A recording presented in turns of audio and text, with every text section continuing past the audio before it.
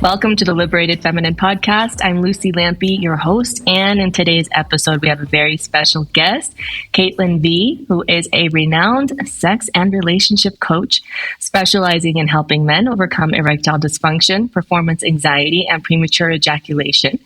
As a former sexual health researcher and policy analyst, she skyrocketed to internet fame after a viral video on female pleasure. Oh, wonder why. Today, she works with clients worldwide to resolve mismatched libidos. We're going to get into that one, yes. Enhance sexual confidence and create more satisfying, intimate experiences. And now blending personal experience with evidence-based science, Caitlin is on a mission to foster a sex-positive world where pleasure is prioritized. And I am fucking here for that. Yay! So thank you, Caitlin, for being here. Thank you so much for having me. You're so, thank you. Thank you for being here. Now, I know I reached out initially. I thought, Caitlin, I think people need to hear about closing the orgasm gap and elevating our sex lives. But within that, to start, how would you define great sex? And maybe how might that differ between men and women? Well, I have a TV show on HBO Max that's called Good Sex. So I've thought about the distinction between good sex and great sex a lot.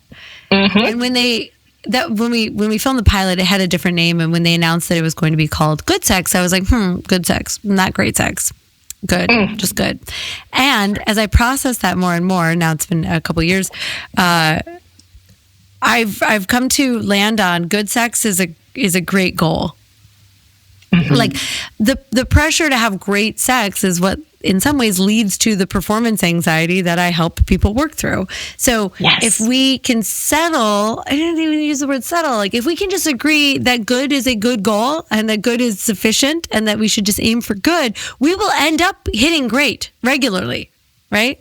But when we are not hitting great because of our bodies or our moods or the context or the kids or whatever, we can also be gracious with ourselves and say, okay, it wasn't great this time, but was it good? Did we aim for good? Did we hit good? What do we need to do to get to good next time? So I think great sex meets the needs of everyone involved in having it. And those needs can be physical, mental, emotional, relational, spiritual. They could be the need to feel physical closeness, intimacy, even orgasm. Although I think making orgasm the goal is one of the best ways to make sure that you won't actually have an orgasm.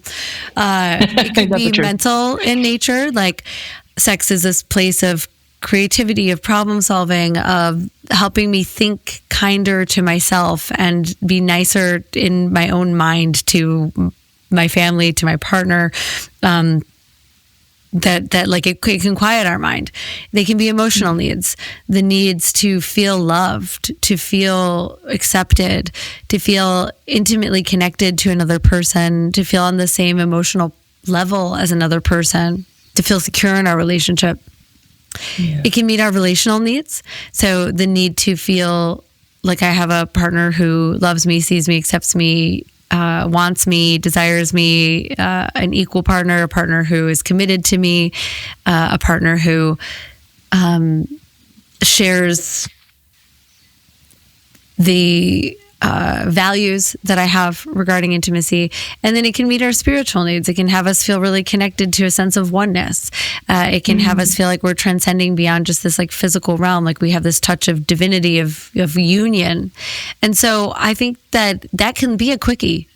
My needs in this moment might be like, I just need to feel like you really want me and we have 15 minutes and like, let's go. And it may be an extended lovemaking session on a Sunday afternoon because it meets our needs to feel very present with each other and very connected with each other. And like we're human beings instead of human doings, right? I'm taking time off of my to-do list to connect and do something that's like physical and emotional in nature. So I think good sex meets the present needs of the people who are having it. And great sex probably exceeds those needs in a way that is meaningful and delightful and joyful to the people having it. Yeah. Thank you for making that distinction. And I love that the show is called Good Sex. I thought about that. We need to take this a step further. Like, what's the distinction there? Because when we are making epic sex the goal every time, then we kind of don't want to do it unless all of the factors are perfect and Right. we can hit all those milestones and mile markers and check all the boxes and gourmet sex. So it's like, no, it doesn't always have to be that. But if There's the so many default can obstacles. be good enough, Yeah, there's so many obstacles not to having sex. I don't feel well. I'm kind of tired. I didn't sleep that great. My stomach doesn't feel amazing. The bed isn't clean. I didn't finish the chores. I got to wake up. There's so many obstacles. Let us not be one more obstacle to having sex. Yeah. So actually on that note, I feel like that also can be a big contributor to what maybe we think are mismatched libidos, but it's more so waiting for the perfect circumstances because of it, comparing it to maybe previous seasons of life. You know, like I'm going to have a new baby in 4 months, and I've been through this 4 times, but still it's been a long time. And I'm kind of preparing myself like, okay, well, when we got some time, let's take advantage of that time. But what are some of the more kind of, I guess, mental blocks or emotional blocks that you've seen people experience that may seem like they're mismatched in their sex drive, but it's something else? Mismatched libidos is such a difficult term because it's such an umbrella term, and it doesn't really mean what it on its surface appears to describe. Because libido is another umbrella term that means a whole lot of things. We generalize it to mean like desire for sex, right? And I think when we say mismatched libidos, what we are trying to say is that we have incongruent, inconsistent, or unmatched desires for sex. But that's not necessarily what most people are actually experiencing. Often when I work with a couple, they both desire sex a lot. That's why they're in coaching, right? They both desire sex, but they don't know necessarily how to meet each other in the middle. They don't necessarily know how to communicate about sex. They are having different experience of sex. So one person experiences pain with sex and the other experiences pressure with sex. And so no one's having the kind of sex that they want, but the actual desire is for them both to have the kind of sex that they want. There are different ways in which we approach and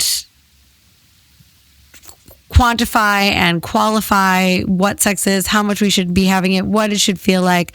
And so there's so much nuance that goes into the question of like, what is a mismatched libido? And I would challenge like everyone to consider, what is it that you mean by that, if that's how you're describing your situation with your partner? And by the way, I'm no different. I had, with my ex-husband, years of a pretty much sexless relationship, and we could call it a mismatched libido. That wasn't it. It was a combination of like mismatched desires, mismatched orientations, incongruent ways of dealing with non-monogamy, a inability to speak each other's languages, the long-term detrimental effect of resentment on the relationship. But that takes a lot of detective work and uncovering and vulnerability and a willingness to be very uncomfortable in order to describe for ourselves. And so all of the things that get lumped under the larger category, and we use this term because that's a term that we have, right? If you're dealing with sexlessness in your relationship, or your partner wants sex a lot more or less or differently than you do, like, mismatched libidos does describe that, but it's not useful in terms of actually addressing it. So getting into what's causing one person want to sex, or one person want sex less, like what sex means for both of them, how they think about it, what good sex means for both of them. We think about what needs are getting met. And then from there, you'll have a more accurate roadmap of what's actually going on. And to your point, there's also a lot of context. Like, do you have children? Is there one on the way? Are you very busy? Are you taking care of an aging parent? Are you in the middle of a move or a career change or a political climate that you're fearful of? All of these things also impact our ability to feel the desire to have sex in safety enough to get aroused and turned on and want to engage sexually. And then add on all of the obstacles that we were just referring to, the like reasons not to have sex. It doesn't feel, it's not the right time. It's not exactly perfect. I haven't been waxed for a while. You know, when we allow all of those, yeah, I'm prickly, or hairy, or I'm not hairy, or whatever. Like, I wanted to change the sheets first, or I wanted to take a shower first, or whatever. Let's turn on the candles. We live in an environment, in a world, especially, here in the United States where I live, that doesn't really support us having pleasure very broadly, right? Mm-hmm. Pleasure is sort of anti-puritanical. It's seen as a self-indulgent, wasteful thing, right? Go be productive. Don't have pleasure, especially, for men, but women too. Pleasure is selfish. It's anti-capitalist, really. You're not spending your time working, advancing yourself, promoting yourself, working out, whatever, making yourself into the best little employee possible. Pleasure is not a good use of time.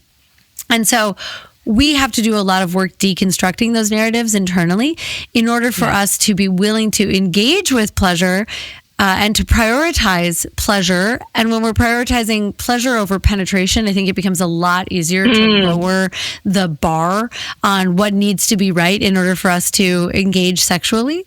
Because if we are always going directly for like penetration and orgasm, and we feel like we may not be able to reach those things, then we don't have a lot of incentive to even begin to try. If we're doing pleasure and we're focused on the journey instead, it's like, would I give 30 minutes to experiencing a pleasure thing with my partner? Maybe that's a massage or a bath together, whatever. Like, that sounds doable more than sex, and often it leads to sex. Yes, exactly. And there's that too, because whoever they would label the lower desire partner, I'm saying this in quotation marks for those who can't see this because it's audio. It's so much more to unpack than just how's your hormones, how's your lubrication, are you horny? It's, do I feel safe? Yeah. Do I feel like my body can exhale here? And to be frank too, because you work with a lot of men and you know how much pressure there is on men. I know that primarily women listen to this podcast, but there are those men out there. I know you're listening. But there is so much pressure on the men to get hard and to perform. And if they're not ready to penetrate, and you can't take it all the way to that end goal line, then it's a failure. But if, again, like you say, it's like we place a focus on the experience of pleasure. And it's something I had to really also communicate to my partner now, because he's like, I've never been with a woman who actually masturbates as much as you do. And like, there's always something new happening with you. I said, yeah, I know. Isn't it great? I'm always exploring more. Here I am, like still exploring more about myself. But and just to say, sometimes it's just, I just want to be experienced and I want to experience you. And I don't need you to fuck me yet, like just I want to feel you. And maybe just, get creative with how we do that if we have 60 seconds, before the next thing. And it's so difficult. I say all of this as an expert, but I also am a human who like runs a company and has employees and, lives in the hedonic treadmill of Los Angeles and is stressed about the world and is trying to fit it all into one day. And I find it personally very difficult to just track switch from all of the things that are required of me in my day-to-day life to like being deeply present and relaxed and safe. And sometimes we talk about safety, and I think this is really a critical piece because safety is the path to libido. When our body is in our fight or flight nervous system, we cannot experience arousal and turn on. We can't even get good oxygenated blood to our genitals when we're in fight or flight mode. It's not even like a mental thing. It's literally like your body's like, why would we get turned on right now? We may have to run from a saber-toothed tiger, only it's just tax day. Like, we're so wild like that. And I think a lot of men hear that and they go, oh, am I not safe? I thought I was safe, right? And it's not you. It's a collection of everything. I mean, if you drive and someone, comes very close to hitting your car, your nervous system is rightfully jacked up about that for hours. Can be anyways. Not everyone, but majority of us are going to have an experience like that. If we witness a fight or violence or anything, as we're out in the world, like that can detract from our feeling of safety. If we watch the news at all, which is very sensational, and I'm not here to like debate whether you should watch the news or not. I think it's important to stay informed, but I try to intake my news very consciously and try to do it thoughtfully and intentionally instead of just absentmindedly, which I used to just absorb the news all the time, like have it playing in the background. And then I was like, what am I doing to my nervous system? Yes. So it is difficult, not impossible, but can be very difficult to track switch from like all of the operations, the programs that we're running internally during the day to like, I have 5 minutes to be close to and intimate with my partner. And I like to think about it more as like a dimmer switch than a light switch.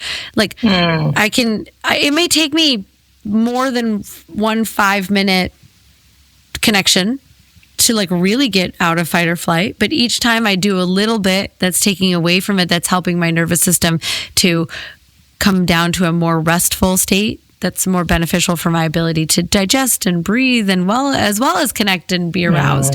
So like every little bit counts, and making sure that you have some kind of balance between the things that jack up your nervous system and the things that calm down your nervous. And I say this system as if it's just a singular system. It's not, it's multiple systems.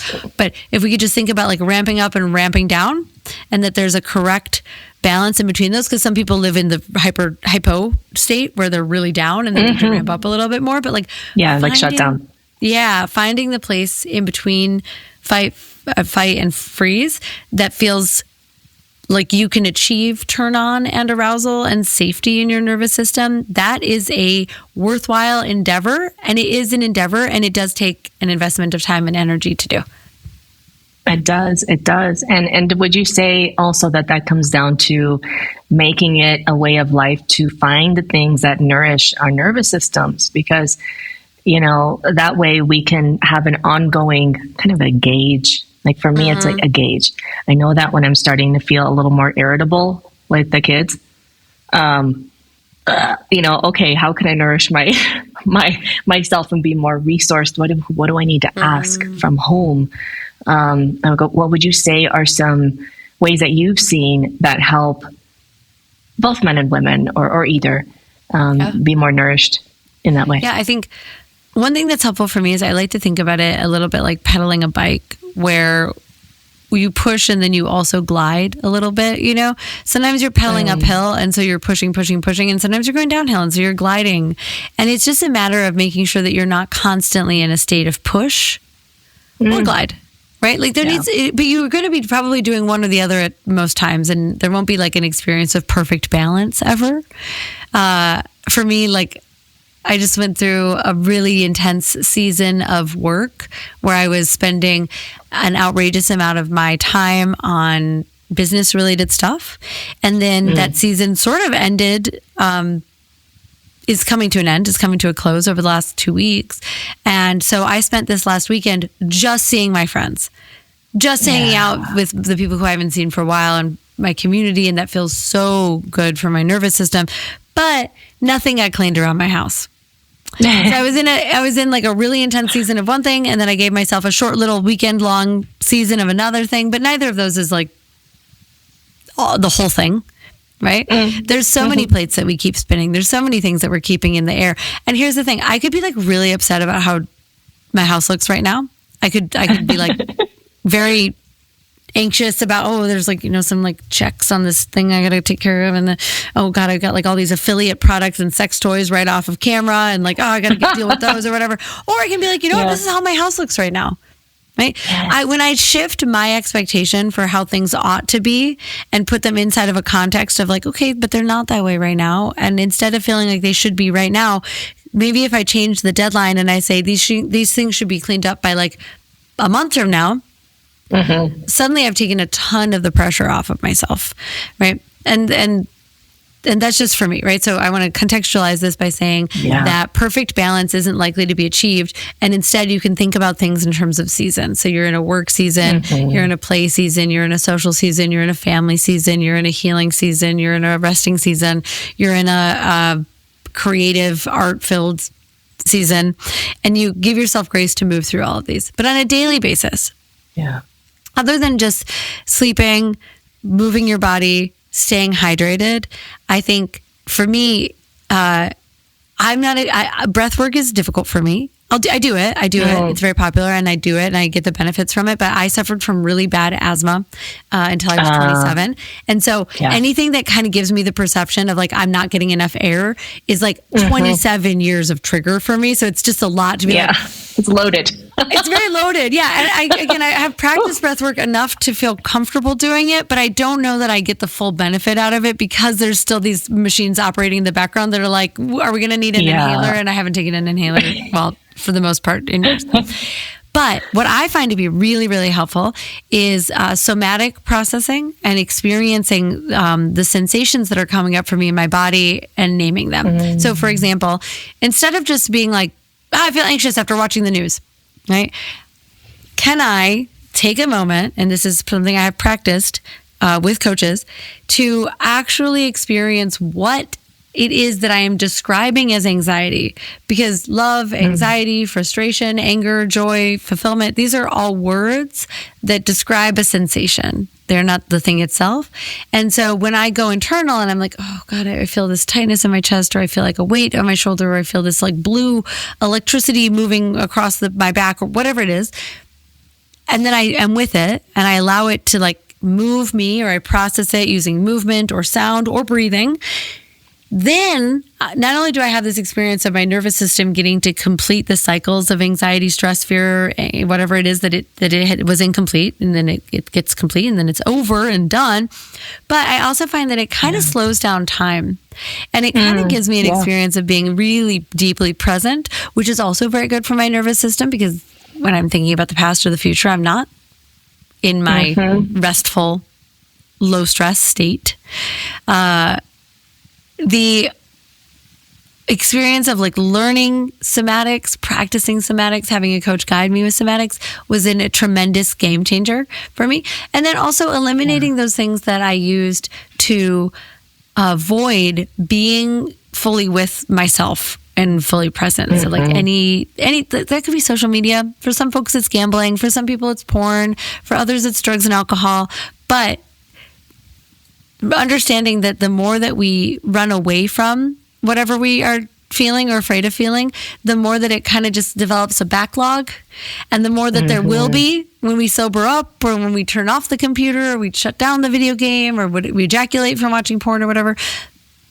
Just dealing with that first, dealing with the feeling part first, I think is probably the best way to just restore our nervous systems to neutral. Yeah. Oh, that's it right there. Because when we have the capacity to feel what our bodies are moving through, and we can be present with that, tell me what you reflect on this. But what I see is that a lot of times we are just disconnected from our aliveness, because we're disconnected from our feelingness. And so then there's this backlog, and we can't help but just shut everything down. And so how are we going to feel pleasure and turn on and desire if our bodies don't even feel safe to just feel feelings? So it's that. And that's something we talk about a lot here, is just how can we be with the feeling? So whether that be, like different various somatic things, for me, the self-pleasure practice was a big life changer, because it was being present with what is and not rushing to an orgasm. And I remember when my partner said, I've never seen anybody who masturbated as much as you. I said, yeah, because that's me cultivating my sexual energy. It's not because I'm so horny I need to come. Because big distinction. Because it's not an anxiety-induced masturbation. It's like, I need to be present with my body, and I'm going to touch God through my pussy right now. That's what I'm going to do. So, and then all the interwebs of my life are just, all the lights are back on in that sense. So, do you feel like that? What would you say? I get this question a lot from the men. What would be an equivalent practice for men? Because obviously our bodies, our physiology is different. And unfortunately for the men, they have a longer refractory period, right? And they can't unless they know how to have an orgasm without ejaculating, have multiple orgasms. And so it just works a little different. It's like the more we come, the more we can come. Like, it's more. What would you say is a good practice for men? Yeah, it's kind of same, but different. The many of the core pieces there, the energetic components, the presence, the intentionality, that can all be the same for a man who is developing some kind of conscious masturbation practice. So if he's not with a partner, and he's not necessarily concerned about his refractory period, I would say doing mindful masturbation, exactly as you're describing it, instead of numbing out to porn. And I mean numbing out because what we're doing is we're essentially we're making someone else and something else responsible for our desire, our turn on, our arousal. We're sort of like exporting the need, or we are making a visual representation of something that we're not involved with the entirety of our sex act. And it separates us from our body by putting all of our attention in our mind and into our eyeballs, because we're outside of ourselves. We're watching something that's happening outside of ourselves. And mind you, our lizard brain doesn't know that it's outside of ourselves. Our lizard brain thinks that everything that's happening in front of us is real because it doesn't know. And so we are rewiring parts of our brain when we're doing that. So I say, you don't have to cut out porn entirely. I think if you have an unhealthy relationship to it, you may cut it out for a while just to have a full reset. But thinking really critically about the kind of material that you're watching, I would say at least taking a break from porn for a while and switching to just a conscious practice of turning yourself on, touching yourself, being present with what comes up, not being particularly stressed about whether or not you ejaculate or reach orgasm with or without ejaculation. A lot of guys who have a very, very deep relationship with porn, when they stop watching porn, they find it really hard to get hard. Yeah. And then they come back and they're like, I broke down and I used porn again because I was so anxious about not getting hard. And what I always say is just give the body time.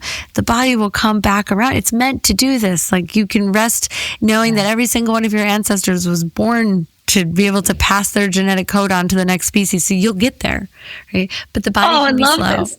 Yeah, we're just getting the gunk out of the pipes when we're helping someone to enjoy their sexuality more.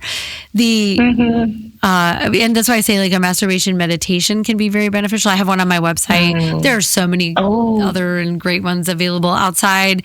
But it gives you an anchor point so that your mind isn't just scurrying around. But it also is giving you breath work, and it's giving you guided, where, how and when to touch, depending on the kind of meditation that you decide to download. And again, there's plenty out there. And then I believe that men should be ejaculating regularly. If they are not on a very holistic health journey, then they probably shouldn't be doing semen retention. And that's just because of the science. There's interesting science that supports everything, right? I mean, nowadays you can look up a study that supports anything, but some of the best research that we have suggests that clearing out the prostate by ejaculating regularly is good for the prostate in the long run. Helps to prevent prostate cancer. And if the only thing that you're doing for your health is semen retention, you're not drinking enough water, you're not exercising, you're not eating a clean diet, you do need to be moving all the fluids in your body because you are building up a lot of toxins by eating processed food and living in the world that we do today. If you are having an otherwise very conscious and healthy lifestyle, and then you decide to add semen retention to that, I think your body's going to be coming at it from a different place. And this hasn't been studied in the nuance that we could prove this. But my sense is, do semen retention, but do it as a part of a larger system and get those other pieces in place first, right? And then choose, how and when you're going to ejaculate. You can train yourself to ejaculate without orgasm. And I think it's not that far away for a lot of guys. I think it sounds like it's going to be impossible, but when they start really training themselves on it, it's not. And there's great resources for doing that as well. So I think, just the same way that you're practicing it, and that people with vulvas and who identify as women and have clitorises, the way that it occurs for us, it's similar. It just requires like a different lens because male sexuality and female sexuality are portrayed as so different. And yeah, our anatomy is different, but the underlying principles are adaptable to our individual bodies. Mm-hmm. Yeah, that's a really great point to emphasize there, is that they're adaptable. But at the foundation of it, it's like we have the same, we want the same thing and we need the same thing. It just expresses in different ways. It's like when we learn how to squirt as women, I remember the first time, I was like, wow, I feel so powerful. I'm like, it's going out. It's like it's going in. Totally. And yeah, it's like, wow, I didn't know I could do that. Because I was like, 36 the first time I squirted, and I'm almost 40 now, so it wasn't that long ago. But again, with men, it's like the opposite. It's like, oh, I didn't know I could have an orgasm without ejaculating. And so like being open, I think too, to just the possibilities that we haven't discovered in our bodies yet. And that can help to also bringing it into this idea of closing the orgasm gap, because I think a lot of the hangups that we have and beliefs we have about our bodies, like, oh, I can't come during sex, or I need like 45 minutes, or I'm never going to have time, or it's all the stories that can also get in the way of making that a more, I don't know, I guess equal playing field between the sexes. So what would you have to say on that?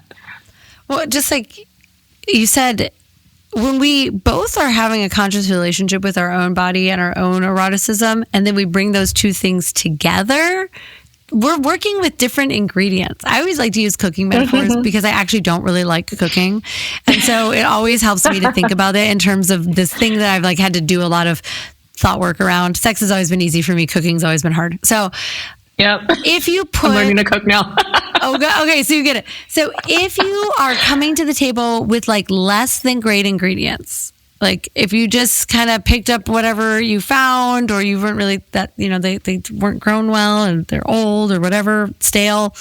If you bring in ingredients that are not great, you're not going to end up with a great meal either, right? Even if you have phenomenal technique and you study everything there is to study and you read all the books and work with the coaches or whatever, like if your ingredients are not good, the chance of you making a great meal is pretty low.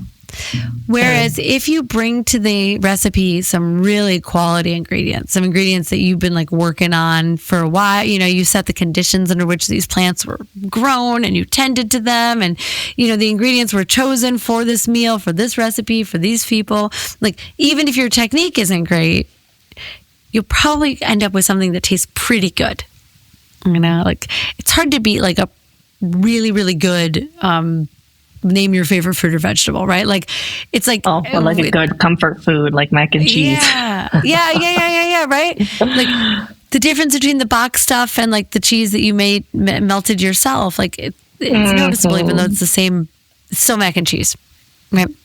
So when you're having sex with another person and both of the two of you have a conscious relationship with your own eroticism, doesn't mean that you're necessarily doing any particular one practice as much as like that you're aware of what your eroticism means and what it means to you and where you're at with it in your life cycle and the life stage. And I'm ovulating right now, or I'm menstruating right now, or I'm thirsty, hungry, angry, tired right now, et cetera, et cetera. Like when we're like bringing to the table, when we're bringing to each other something that like we have thought about, that we care about, and we're not looking to our partner to like figure out how to turn us on, how to connect us to the oneness and divinity and union and God and all that. But like we're coming prepared for that to be a conversation between us. And I don't mean literally a conversation that we're just having with words. I mean like the way that we are engaging is that it flows back and forth between us meaningfully. Whatever we end up cooking together is probably going to be pretty solid. Yes. And it takes work on both parts. So speaking specifically to the orgasm gap, I think we as women have a responsibility to engage our sexuality without a partner being present. Because so much of women's sexuality is made acceptable on a societal level by men's involvement in it. It's okay for a woman to be sexual when the man is around. And And when we reclaim that for ourselves and we say, like, this is mine, and it doesn't matter if I have a partner, if he's here, if he's not, if I ever want a partner again, if I like men or whatever. When our sexuality can exist independently of a male partner, we reclaim a lot of power for ourselves. And then, I think that when it comes to the orgasm gap, it's a combination of making both partners aware of and giving them the tools to communicate around, and the resources that they need in order to close that gap. I think that most folks, when they become aware of what's possible, then they want to experience more of what's possible. And the orgasm gap is probably in many ways a result of folks not knowing for a lot of reasons. Some are societal, conspiratorial, familial, religious. But yes, when we don't know that more is possible, we don't know to aim for more. Right. Yes. It's just we accept whatever we have. I'm like, that is what it is. Right. And when we're not encouraged to explore more, like, why would we prioritize? And then as I spoke about earlier, like the role of pleasure in our society, like where would you come up with the idea that you should close the orgasm gap if it weren't for people like you and podcasts like this? And right. Yeah. Who would have thought of that? It's not something that we say, hey, here's your productivity hack, although it actually is. Huge. Yeah. And I wish that I wish that it was part of sex ed was, hey, everyone in the world today, women don't orgasm as much as men, but let's change that. Let's not accept that as normal. Yeah. Yeah. And there's so much stigma too, still, even to this day, around, female masturbation. And it's like, oh, you don't want to be that was my story too for so many years, was I'm not one of these women who's just so horny, I need to go masturbate. Because I thought, and I had so much judgment against that. I was a pastor's daughter. I grew up very religious. I had a whole deconstruction thing to do. I felt unsafe just existing in a woman's body. Like, you don't want to ask for it. You don't want to be too sexy. You don't want to have too much sexual energy, be too erotic or all of those things. And so that's, a gold mine was reclaiming that and saying, okay, my pleasure doesn't have to just exist in the context of partnership and waiting for that to kind of figure itself out. And to that point too, it's that such an empowering thing on so many levels, because at first it can be kind of feel nice because it can feel like an act of rebellion, like fuck the system, fuck the religion, whatever. But when you access that practice as a way to come home to yourself, and you just like feel more whole, because our sexuality is such a fundamental core part of who we are. And so I'm sure you've seen the whole gamut of that. But do you think that there's as much shame in that just like existing with our sexuality among men as there is among women? You've worked with a lot more men than I have. I think it presents very, very differently. So I think I want to go back and just highlight something you said there, which is like when at first we start to reclaim our sexuality, sometimes we are still acting out. Now we're acting out because of other people. Before we weren't acting because of other people, right? So exactly. We're repressing everything because of other folks and external things. And now I'm going to go do everything I can because of external things. And then it comes home to us, right? And men's experience is probably a little bit different in that they feel this immense sense of pressure and this complete inability to communicate with their peers and role models about what's normal, right? So men are told to be sexual, to know how to be great in bed, to always want sex, to always be ready to have sex, to never turn anyone down. And then they come up with this idea that they are sexually inexperienced. Like every man I've ever worked with thinks that he's sexually, the guys that have had the most sex are like, I'm just sexually inexperienced. And again, it's because of this trope, right? So like women get the message that we are over-experienced, and they get the message that we are under-experienced, right? I see, And because this gap that gets set up between expectation and reality, they get set up for pretty much every living, breathing man out there in the world today has experienced this gap for himself, that he should be having and doing and being more when it comes to sex. And again, so ours is like less. Yeah. Right. But I don't think for men that there's as much to rebel against, right? It's the same thing. Like you said, you're a PK, right? Like a pastor's kid. They do have something, you have something pretty, whether you're male or female, you do have something like solid to kind of rebel against. And women, I think we can rebel against the patriarchy and the standards that have been passed down to us and the slut shaming and all that. But I don't know that there is as much for men to push up against, because the narrative that we have for the most part is that like they've kind of had it easy and it's been kind of a walk in the park, and like the whole world is set up for them. The whole world is set up for them, right? But that doesn't mean that each individual man fits into the world in the way that he is quote unquote supposed to for it to work for him, right? Yes. The world is absolutely set up for a small percentage of men that fit the bill, and it was really set up by them for them. Right? Everything else, all the things that work against women, all the things that work against us as beings of pleasure and all that, it also works against men. It's just that sometimes the way that it works against them is a little more, it flies under the radar.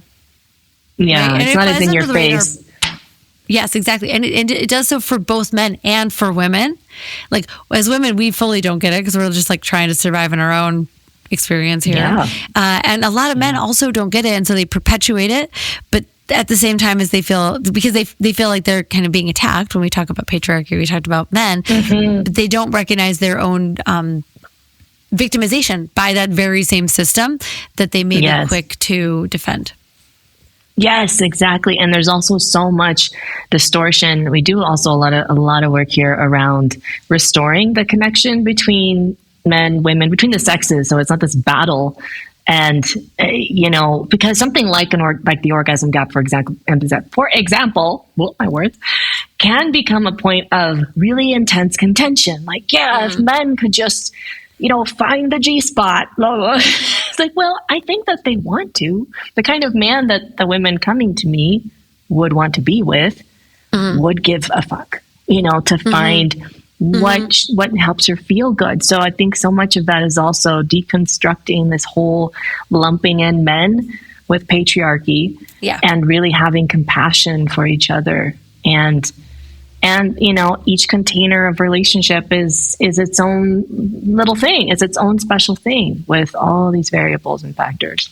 I think it's such a yes and, yes, women can experience our own eroticism differently and more richly. And yes, men can be more aware of the ways in which they have been conditioned to be selfish as lovers or to look out for their own orgasm without also making space for or lasting long enough to or slowing down enough for her to experience her own pleasure and her own orgasm. And like these two things can be very complementary of each other. We don't have to choose between one or the other. Yeah.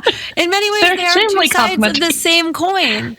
Yeah. So can we let go of the adversarial experience that we have between the sexes and get on the same side of the table looking at the greater problems, which is that we're not all getting what we want.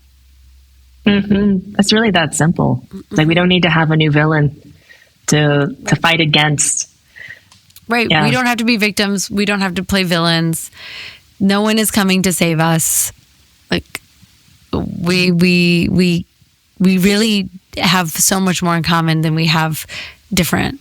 And the more that we focus on the divisions between us and the things that make us different from each other as men and women, I think the further that we grow apart from each other.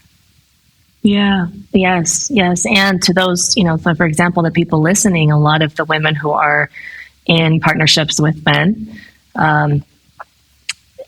they genuinely want to know how to support them. How can it's not just about me getting mine, but like we want the same thing at the end of the day, like the bigger picture, the bigger vision. We're working towards the same thing. So how can we support each other and get out of the narrative of victimhood, which we know is very real for a lot of people's personally lived experiences. And just like you're saying, it's both and what are we personally doing in our relationships, and not just with our lovers, but also let's say our in the masculine context, like our fathers, our brothers, our cousins, our male friends that, they have so much of that trope in their mind. and they carry that weight. And so really it's, how can we help each other get what we both want, what we all want? Yeah. I mean,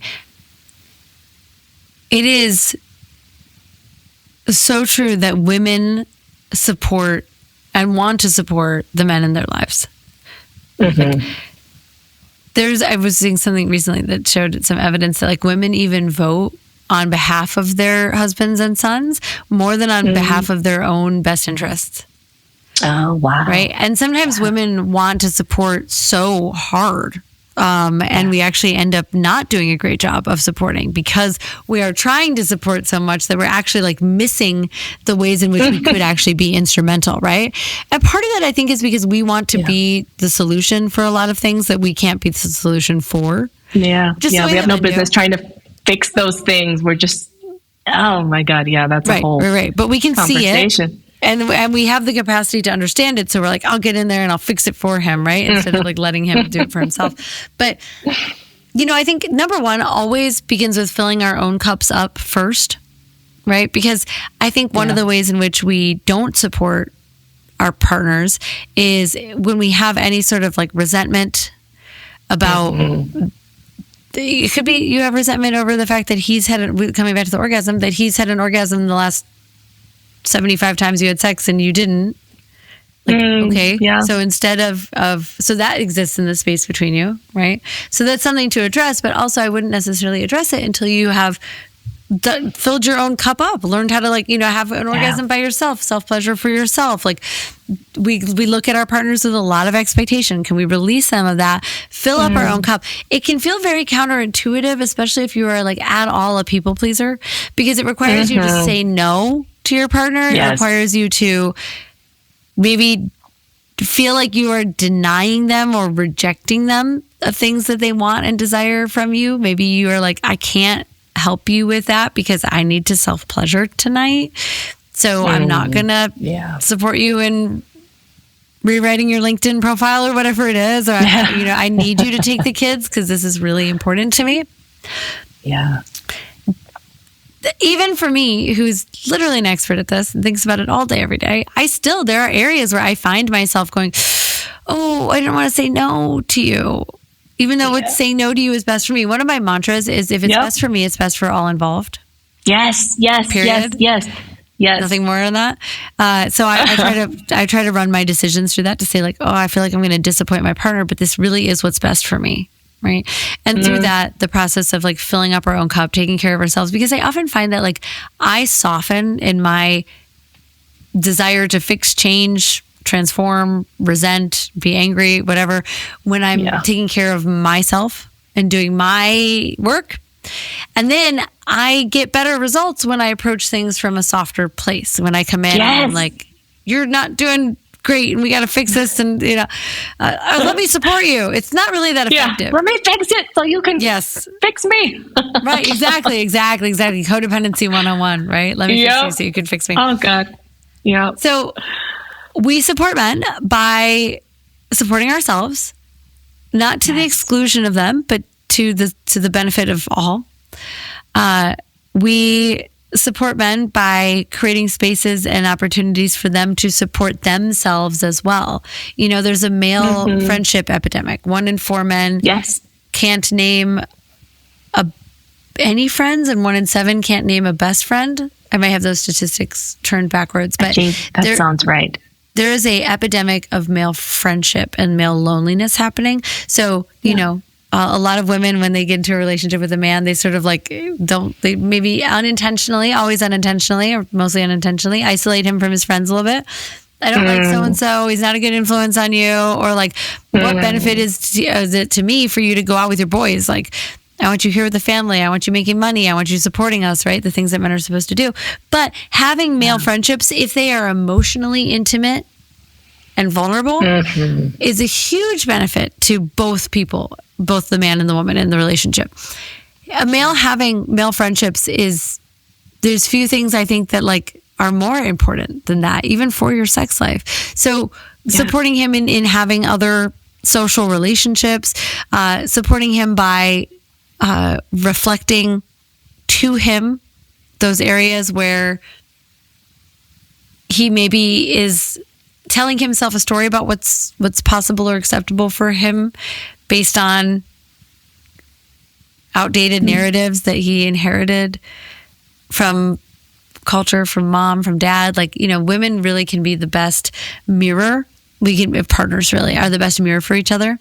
But fill your own cup and then help him to fill his own. And sometimes that looks like really like making space, getting out of the way, the hardest stuff for us by saying, okay, like, let me clear out the obstacles on Wednesday and Thursday so that you can go have time with your friends, time with your family, work on your side hustle, work on the things that you're a craft or an art project or whatever it is. Like, let me clear the obstacles out of your way. And then let me be not just your greatest cheerleader, but a great teammate. Yes. In you having the thing that you want, the transformation that you want, the sex life that we both want. And then rinse and repeat all of that. Yeah, it's this real deep sense of I've got you, you got me. Like, we're on the same team. It's not this like helpless maiden that's like, it needs to be all about me. And that's why a lot of relationships, I feel like, do fall apart with men who really are ready to step up, because there is a sense of entitlement and like everything needs to be about me. I know that for me, when I'm the more resourced I am and I keep resourcing myself and I don't just rely on my partner, he wants to add to that.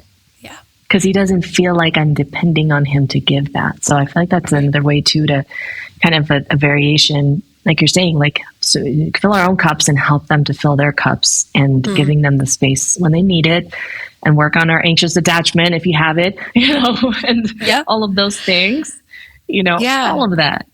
Yeah, I like what you said about entitlement. A lot of what I see on social media, both from men and women, by the way, is very entitled. Women are very entitled to like pay my bills, take care of me, be my punching bag, be my social support. Especially that. Just take my emotional storm and stay. Right. Like, there's like not so much responsibility. Like it's both and. Like, we do want a partner who's capable of supporting us and being with us and loving us, and yes, absolutely.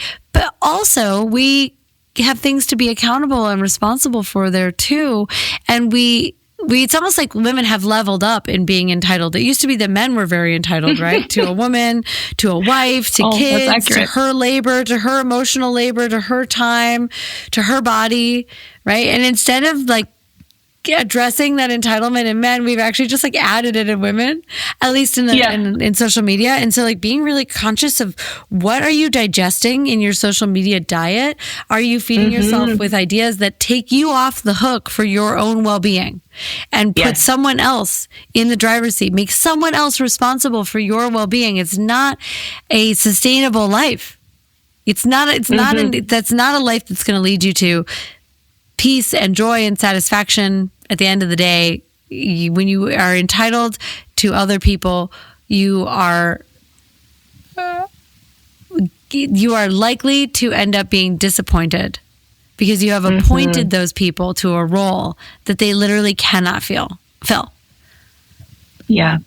And if we just give ourselves space to be human and meet each other there was a lot. That's where all the really good stuff happens. That's why we talk so much about the just the humanness of and self-responsibility. And honestly, for you women, listening, the more that you do get to know yourself and sit with the uncomfortable feelings and let all the stuff that's been accumulating and bottling up, and you give that space, just like release the pressure valve, you can get really real with yourself about what you actually need and want, the difference between your urges and your actual needs and deep desires.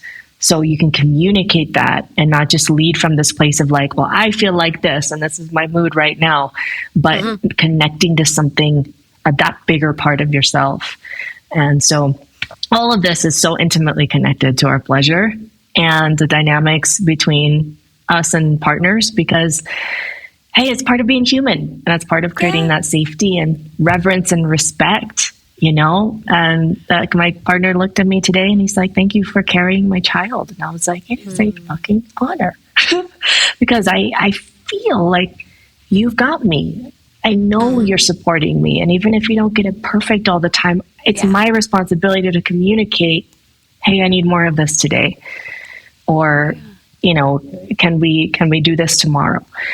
So all of these things. Is there anything you'd like to, in closing, add? I want to add that I like to think about it as mature and immature, masculine and feminine. Mm-hmm. And we know what the immature masculine looks like, right? They are risk-taking and selfish, and they are entitled to bodies and pleasure and their own orgasm, and it goes downhill from there, right? I think we use the word toxic masculinity, but I just like to call it immature masculinity. And then we have an idea of what mature masculine looks like. It's like that feeling of like, you've got me. You are protecting me, my heart. You're like a guardian for our family. You are a king, a warrior, an adventurer, a magician. Like, you have part of all of those things in you, and you express them in a mature way. And the same is true for us as women. Mm-hmm. We get to ask ourselves, where is my feminine expression immature? And where is it mature? And where do I have like more to grow? And how do I use the reflections that I'm getting off of the mirror that is my partner to grow, to keep growing from a place of like possibility and potential, and not from a place of like you're doing anything wrong. The more gracefully that we can handle those reflections, I think the happier, healthier, and more abundant our life can be. Yes, a big fuck yes to that. We're going to be sharing that clip because, the maturity, we've all got some spaces to grow up in. And if we can just move from a place of possibility, that's it. Yes. I could stay in this. We could go in so many rabbit trails like the whole day. So I think this is a good place to also invite people to check out more of your work. So where can they find you? And then is there anything specific that you're really excited that's coming up soon? Yeah, you can find me on YouTube by searching Caitlin V. That's CAITLIN, V as in victorious. You can also find me on HBO Max, my show Good Sex, or at CaitlinVneal.com. I am... what can I talk about that I'm excited about? Because I have many irons in the fire as ever. And none of them have like release dates, publication dates. I am working on a book right now. It's set to be out in early 2026. So that'll be really exciting. I'll make sure to let you know when the book is coming out. And it really, if any of the things that I said today resonated with you in the world of like masculine sexuality and having a relationship with a man, especially if he's dealing with premature ejaculation or erectile dysfunction or just like pressure to perform, the book really is my structure, my theory, my methodology for working with men as a coach on performance challenges and like understanding themselves and how they work in bed. So it's a really detailed look at some of the things that we discussed today. And that's really what's exciting me right now. It feels like my capstone project in some ways. I'm like graduating from this chapter by publishing this book. That's so exciting, and it's so needed. I cannot tell you how many people I get in my DMs of, well, what? Do you have a resource or a book for men? Now I can say, yes, I do. Yay! Otherwise, the YouTube channel, for sure. That is where I originally found you, I think back in 2019, 2020. And so it just I've been came around following you for circle. a while too, so I was really excited when you reached out to me. Yeah, we've just kind of been in each other's fields, spheres, energy spheres for a bit. So now I thank you so much for being here and sharing this conversation and sharing your wisdoms with our audience. Really, my pleasure. And thank you for everything. Yes. And I'm so excited to share this conversation. So also, women listening to this, please do share this with your male partners, anyone that, or just anybody that you're like, hey, here's my little gift to you. And then talk about it, break it down. So yes, thank you to everyone who tuned in today. And until next time, here's to liberating your wild feminine heart. You bring the boom, I bring the bass. Give me a taste, they ain't me to waste. I'm your little plaything. I got the feeling this original scene's gonna take me way deep. Are you